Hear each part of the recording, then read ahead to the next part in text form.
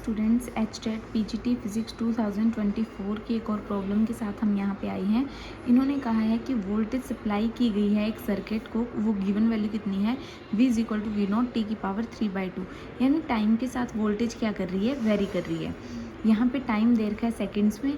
RMS value find करनी है आपने कितने टाइम पीरियड के लिए, t is equal to 0 to t is equal to 1 second के लिए।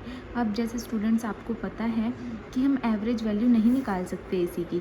क्यों? क्योंकि जितना AC पॉजिटिव हाफ में जाती है उतना ही नेगेटिव में, तो एवरेज करोगे तो वो क्या आ जाएगा, उसका 0 आ जाएगा। तो फिर हम एक ऐसी वैल्यू निकालते हैं जिस पर DC वोल्टेज जितनी एनर्जी प्रोड्यूस करती है उतनी ही AC वोल्टेज उस एनर्जी को प्रोड्यूस करे, और उस AC वोल्टेज की वैल्यू को हम सिंपल वोल्टेज ना बोल के V root mean square value बोलते हैं। और उसको निकालने का मेथड क्या है, तो इसको निकालने के लिए देखो आप इसको उल्टा पढ़ेंगे, क्या करेंगे, इसको उल्टा पढ़ेंगे, स्क्वायर फिर मीन फिर रूट। पहले आपने क्या किया, स्क्वायर, फिर उसके बाद आपने क्या किया, इसका मीन पूरे टाइम इंटरवल के लिए, और फिर आपने क्या किया, इसका रूट। अच्छा, इंटीग्रेशन का क्या मतलब होता है, सम होता है, ठीक है ना, जैसे आप एवरेज में सम करते हो वैसे ही ये सम है आपका। नेक्स्ट आपने क्या किया, अब ये टाइम पूरी वेव के लिए एक टाइम इंटरवल क्या होता है, कांस्टेंट, उसको क्या किया आपने, बाहर निकाल लिया। बाहर निकाल लिया तो अंदर क्या रहा, V² dt। अब आपको V की वैल्यू गिवन है क्वेश्चन में, V0 t की पावर 3/2। अब यहाँ पे क्या होगा, जैसे ये स्क्वायर है, ये स्क्वायर अंदर आपका ओपन हो जाएगा, जैसे ये 2 इसके साथ भी आ जाएगा और ये 2 इसके साथ भी आ जाएगा, इसके साथ ये 2 क्या हो जाएगा, कैंसिल आउट हो जाएगा। अब आपको टाइम इंटरवल दे रखा है, कहाँ से कहाँ फाइंड करनी है आपने, root mean square value t is equal to 0 से t is equal to 1 second के लिए।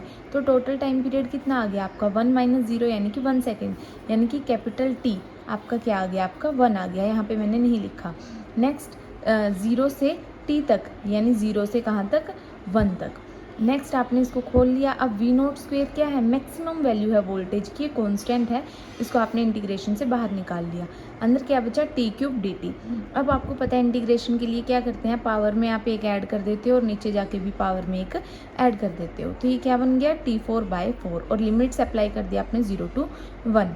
नेक्स्ट स्टेप में आप क्या करोगे, upper limit minus lower limit. एक बार तो आप 1 पुट कर दोगे t की जगह, और एक बार आप 0 पुट कर दोगे t की जगह, तो आपका कुछ ऐसे बन जाएगा।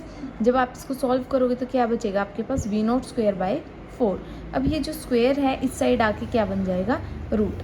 ये स्क्वायर इस साइड आके रूट बन गया, तो इस स्क्वायर से ये रूट कैंसिल हो गया, और 4 का रूट क्या होता है हमारे पास, 2। यानी कि 0 से 1 सेकेंड के लिए आपकी VRMS की वैल्यू क्या होगी, मैक्सिमम वैल्यू का हाफ हो जाएगी। Thank you students.